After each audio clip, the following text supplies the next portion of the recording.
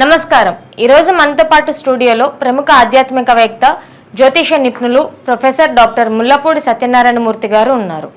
నమస్కారం గురువు గారు. నమస్కారం మా సుచరిత. మే 1వ తారీఖు నుండి గురుగ్రహ మార్పులు జరగబోతున్నాయి కదా, మరి దాని మూలంగా మకర రాశి వారికి ఎట్లా ఉండబోతుంది చెప్తారా? బ్రహ్మాండంగా ఉండబోతుంది. మనకి మే 1 రావడమే ఆలస్యం 2024 సంవత్సరంలో. అక్కడి నుంచి గురుడు జంప్ చేస్తున్నాడు వృషభ రాశిలోకి సంచారం, ట్రాన్సిట్. ఈ ట్రాన్సిషన్ కోసం మొత్తం తెగ వెయిట్ చేస్తున్నారు సంవత్సరాలుగా. ఏలినాటి శని జరుగుతూ బాధల్లో ఉన్నటువంటి ఈ యొక్క మకర రాశి వాళ్ళు బాధలు పడుతూ వచ్చారు ఇప్పుడు దాకా. ఇప్పుడు ఒక్కసారిగా రెక్కలొచ్చిన పిట్టల్లాగా, రెట్టలొచ్చిన పక్షుల్లాగా ఎగిరిపోవడానికి అవకాశాలు ఉన్నాయి. మనకి ఎంతవరకు అర్ధాష్టమంలో ఉండే సకల కష్టాలు, ఆర్థిక ఇబ్బందులు, ఆర్థిక బాధలు చూపించినటువంటి గురుగ్రహం మంచి స్థానంలోకి వచ్చి గురుబలం పెరుగుతోంది. ఇక ఈ మకర రాశి వారికి ధనస్థానంలో ఉన్నటువంటి శని తర్వాత చక్కగా ఈ రాహుబలం అత్యధికంగా ఉంది. అంటే మనం మొత్తం మూడింటిని కనుక చూసుకుంటే ఇటు శని బలము ఉంది, ఆ తర్వాత ఇక్కడ రాహుబలము కూడా చాలా బాగుంది, అండ్ గురుబలం కూడా బ్రహ్మాండంగా కాబోతోంది. కాబట్టి వృత్తి, వ్యాపార, ఉద్యోగ విషయాలలో ఎటువంటి వారికైనా సరే ప్రమోషన్స్ రావడం అనేటటువంటివి జరుగుతాయి. కొత్తగా ఉద్యోగం లేనటువంటి వాళ్ళకి ఉద్యోగాలు జరుగుతాయి. టెంపరీ అండ్ కన్సాలిడేటెడ్ బేసిస్లో కాంట్రాక్ట్ బేస్ మీద పనిచేస్తున్నటువంటి వాళ్ళందరికీ కూడా కాంట్రాక్ట్ వాళ్ళకి ఉద్యోగాలు పర్మనెంట్ అవ్వడానికి అవకాశాలు ఉన్నాయి. అదేవిధంగా వృత్తి, వ్యాపార, ఉద్యోగ విషయాల్లో టెన్షన్, వర్క్లోడ్ ఎక్కువైపోయిందండి, మా యాజమాన్యాలు మాకు ఎక్కువ ఇచ్చేస్తున్నారంటే వాళ్ళు ఎంత ఇచ్చినా సరే సమర్థవంతంగా ఈ యొక్క మకర రాశి వాళ్ళు ఆ టార్గెట్ని పూర్తి చేయడం అనేటటువంటిది జరుగుతుందన్నమాట. అలాగే మనకు అందరికీ కావాల్సింది డబ్బు.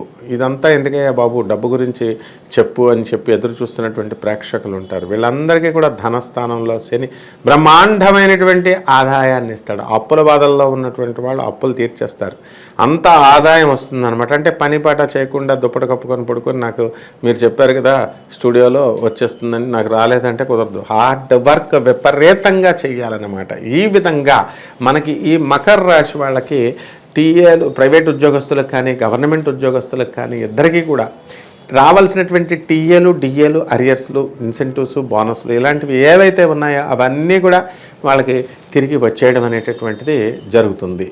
అలాగే ఇక ఈ మకర రాశి వాళ్ళకి పెన్షనర్స్ ఎవరైతే ఉన్నారో అటువంటి వాళ్ళందరికీ కూడా ప్రభుత్వం బకాయిలు అనేటటువంటివి తిరిగి వచ్చేస్తాయి. అయితే ఈ 12 రాశుల్లో కూడా అత్యధికంగా లాభపడేది ఈ మకర రాశి అనమాట. One of the team. ఆ మూడిట్లో బాగుపడేటటువంటి త్రయం రాశుల్లో ఇది నెంబర్ 1 స్థానంలో ఈ యొక్క మకర రాశి ఉంటుంది.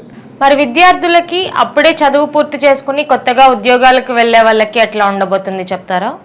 ఈ యొక్క విద్యార్థులు ఇంతవరకు చదవట్లేదు. అసలు వాళ్ళు చదవకపోవడం వల్ల మార్కులు సరిగ్గా రావట్లేదు. ఒకవేళ చదివితే 1 డే బ్యాటింగ్, ఆ ముందు రోజున ఆల్ ఇన్ వన్ గైడ్ చదవడం అనే విధానంలో చదివారు. ఇప్పుడు అట్లా కాదు.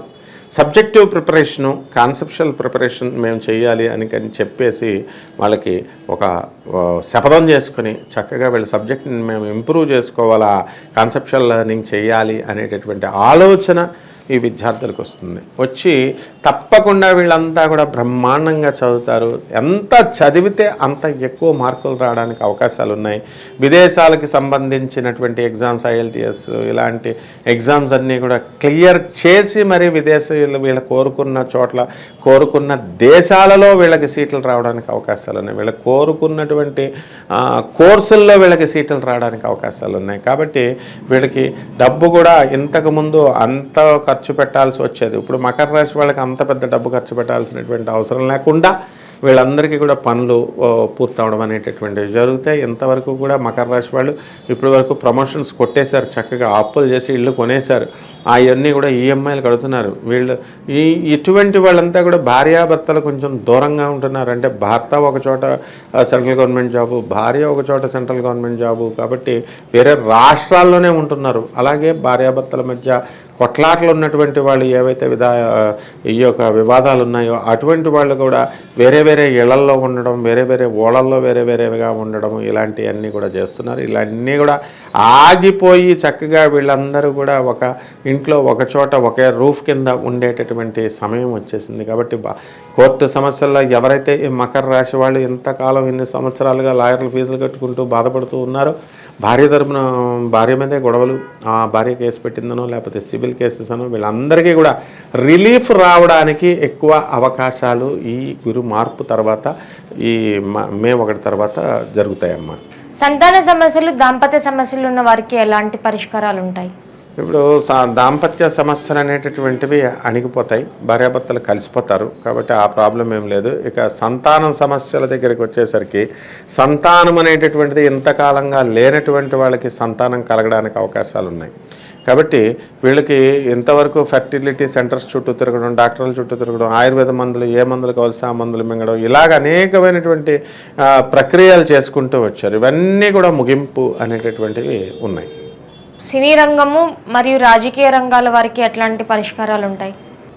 రాజకీయ రంగాన్ని కనుక మనం తీసుకుంటే మకర రాశి వాళ్ళు రాజకీయ రంగంలో రాణించడానికి అవకాశాలు ఉన్నాయి. చక్కగా వాళ్ళు ఎలక్షన్లో గెలవడం, ప్రత్యక్ష ఎలక్షన్లో ఎమ్మెల్యేలుగా ఎంపీలుగా వీళ్ళు గెలవడం, ఇలా ముందుకు వాళ్ళు వెళతారు. అలాగే నామినేటెడ్ పోస్టుల్లో కూడా వీళ్ళు సెలెక్ట్ అవ్వడానికి అవకాశాలు ఉంటాయి. ఈ రెండూ కానీ రానటువంటి పక్షంలో వీళ్ళు ఏం చేస్తారు, ఈ యొక్క మనకి ఈ జిల్లా అధ్యక్ష పదవులు, ఆ తర్వాత రాష్ట్ర అధ్యక్షుల పదవులు, అలా పార్టీలో వీళ్ళు ఏదో ఒక పోస్ట్ అనేటటువంటిది పొందడం జరుగుతుందన్నమాట. అలాగే ఈ యొక్క రాజకీయ నాయకులు గెలిచి సీఎంలు కూడా అయ్యేటటువంటి అవకాశాలు ఉన్నాయి, పిఎంలు కూడా అయ్యేటటువంటి అవకాశాలు ఉన్నాయి. కాబట్టి మనం ఇప్పుడు చేసుకోవాల్సినది ఏమిటంటే చక్కగా, అంటే ఇది రాష్ట్ర వ్యాప్తంగానూ మన దేశానికి సంబంధించింది కాదు కాబట్టి పిఎంలు ఎంతోమంది ఉన్నారు, మనకి 160 దేశాలు పైన ఉన్నాయి. ఆ 160 దేశాల్లో మకర రాశి వాళ్ళు వందల మంది ఉన్నారు. కాబట్టి వీళ్ళందరి గురించి మనం చెప్తున్నాం, అంతేగాని ఇక్కడ కాలమాన పరిస్థితిని బట్టి అని కాదు. అలాగే సినీ రంగంలో ఉన్నటువంటి వాళ్ళంతా కూడా టాప్గా ఎదగడం, సినిమా రంగంలో చక్కగా మీరు సాహిత్యం రంగంలో ఉన్నటువంటి వాళ్ళకి చక్కగా గుర్తింపు ఇవన్నీ కూడా రావడం జరుగుతుందన్నమాట. కాబట్టి సినీ సంగీత సాహిత్య రంగాల్లో ఉన్న వాళ్ళకి మంచి గుర్తింపు రావడం, మంచి డబ్బులు రావడం, సినిమా హీరోయిన్లందరికీ కూడా మంచి అదనపు ఆదాయాలు, డబ్బులు, బిజినెస్లు, వేరే బిజినెస్లు హీరోలంతా కూడా పెట్టడం, విదేశాల్లో పెట్టడం, ఇలాంటివన్నీ కూడా జరుగుతాయమ్మా. వ్యవసాయం మరియు చేనేత పరిశ్రమల వారికి ఎలా ఉండబోతుంది? మకర రాశి వాళ్ళకి బ్రహ్మాండంగా ఉంటుంది. రైతులకిను చేనేత బిజినెస్లు చేసేటటువంటి వాళ్ళు, వీళ్ళకే కాదు వ్యవసాయదారులకే కాకుండా చేపల, రొయ్యల చెరువుల బిజినెస్లు చేస్తున్నటువంటి వాళ్ళు కూడా బ్రహ్మాండంగా క్లిక్ అవుతారు. అలాగే చేనేత పరిశ్రమలన్నీ కూడా మంచిగా చేసి భాగ్యంలో ఉన్నటువంటి కేతు వీళ్ళకి అనేకమైనటువంటి అదృష్ట ఫలితాలని ఇవ్వడం అనేటటువంటిది జరుగుతుందన్నమాట. మరి వారికి ఏమన్నా ప్రత్యామ్నాయాలు, ఏమన్నా విశేష పూజలు ఏమన్నా చెప్తారా? వీళ్ళకి మకర రాశి వారికి ఏలినాటి శని జరుగుతుంది కాబట్టి ముందుగా మనం ఎప్పుడు చేసినా సరే ఏలినాటి శని బ్యాలెన్స్ చేసుకోవాలి. కాబట్టి మనం శని పూజ, శని స్తోత్రాలు చేసుకోవాలి. ఏలినాటి శని దోషం పోవడానికి శనికి జపం చేసుకోవాలి, శని స్తోత్రాలు. ఆ తర్వాత అదంతా అయిపోయిన తర్వాత నవగ్రహాల చుట్టూ ప్రదక్షిణలు చేయడం, ఈ శనివారాలు. ఆ తర్వాత శనీశ్వరుడికి చక్కగా తైలంతో, అంటే నువ్వుల నూనెతో అభిషేకం చేసుకోవడం. అదేవిధంగా ఈ యొక్క శనికి తైలాభిషేకం చేయడము, ఓం శనేశ్వరాయ నమః అనేటటువంటి మహామంత్రంతో జపించడము. శనికి శనివారం నాడు ఉదయం 8 గంటలకి నల్ల నువ్వుల్ని, నల్లని గుడ్డని ఇచ్చి పేద బ్రాహ్మణులకి దానం చేయడం ద్వారా వీళ్ళంతా కూడా ఈ మకర రాశి వాళ్ళు ఈ యొక్క గురుమార్పు తర్వాత 2024 సంవత్సరంలో పెట్టరేగిపోతారు, డెవలప్ అయిపోతారు.